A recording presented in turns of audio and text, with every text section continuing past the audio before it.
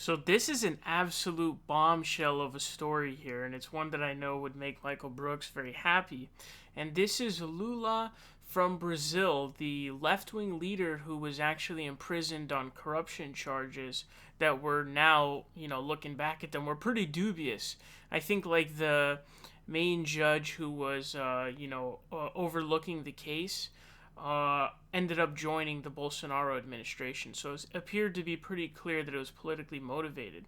But, Brazil is a pretty big nation. It was left wing. Lula was pretty successful.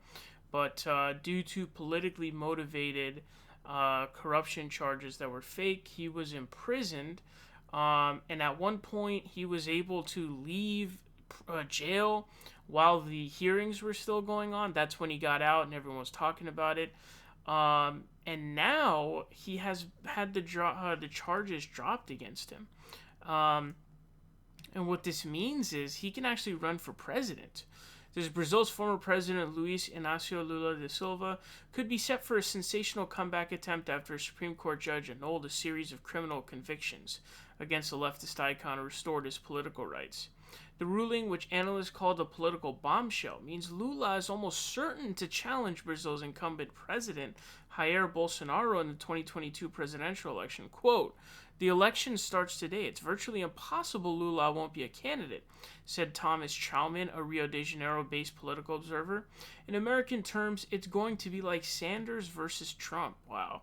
It's quite interesting. The Valor Econômico, Brazil's leading financial newspaper, declared Lula is back in the game. This is Lula's president of Latin America's largest economy for 2 terms between 2003 and 2011, oversaw a historic period of commodity-fueled growth and poverty reduction. And I don't know if you guys have seen these videos. I think it was like a Vox video.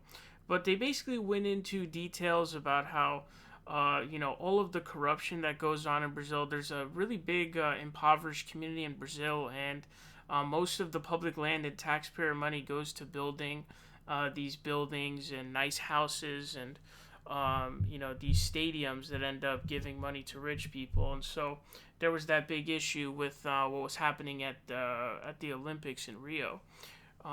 That I really recommend you check out that Vox piece if you haven't already, to check out it talks about the favelas. It's really interesting, actually. It says Lula was released from prison in November 2019, but after 580 days behind bars, but remained unable to seek election after being stripped of his political rights.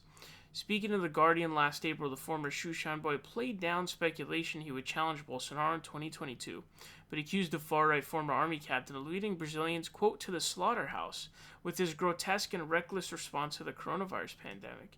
"You can be certain the left will be governing Brazil again after 2022, Lula claimed. "We will vote for someone who's committed to human rights and respects them, who respects environmental protection, who respects the Amazon, who respects blacks and the indigenous. We're going to elect someone who's committed to the poor of this country." So it's going to be really interesting because there are some potential parallels, and this, goes into, comparative politics and political science. There are a lot of potential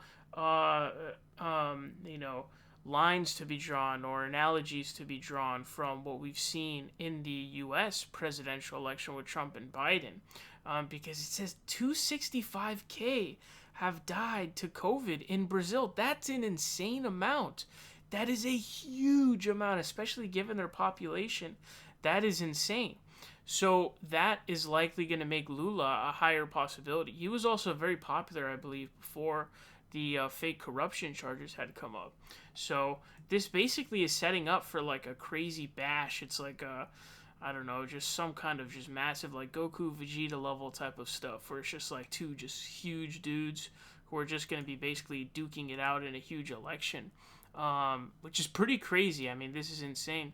Remember, Bolsonaro was Trump's buddy also. It's noting some other stuff in here as well, but people are gearing up for this. As Traumann said, Monday's ruling was an unmistakable turning point and potentially positive for those who wanted to see the back of Bolsonaro. Under whose highly controversial watch, more than 265,000 Brazilians have lost their lives to COVID-19. Quote, "If you are absolutely opposed to Bolsonaro, this is good news because you have a candidate who's undeniably strong, popular, and who can defeat Bolsonaro." So my understanding of this situation is there are potential for other cases to still be brought against him or appeals and stuff like that. But this is absolutely a bombshell that is likely going to make it so that he's actually running in 2022. The election is literally coming up right now. So this is huge. This is another potential win for the left, internationally speaking. So hopefully, everything goes well, and hopefully he wins and defeats Bolsonaro, because as you guys know, Bolsonaro is a complete buffoon, an idiot, a moron.